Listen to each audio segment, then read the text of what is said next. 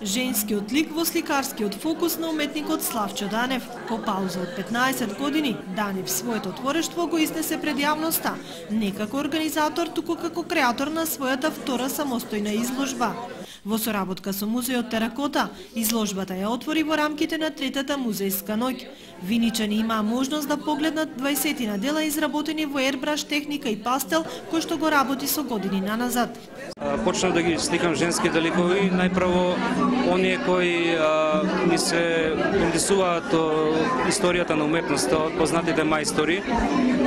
Ги преземам тие ликови и ги вклопувам во еден мој свет на самите слики, ке забележите, во еден абстрактен свет ги вклопувам.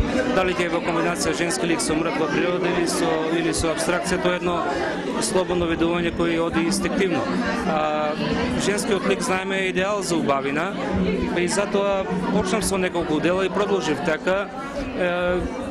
И ми се чини дека тоа е мојот стил понатаму во работата, или пак ќе биде еден краток период кој ќе го работам тоа, за понатаму здраве ќе видиме, можеби стилот ќе се трансформира во некои други правци.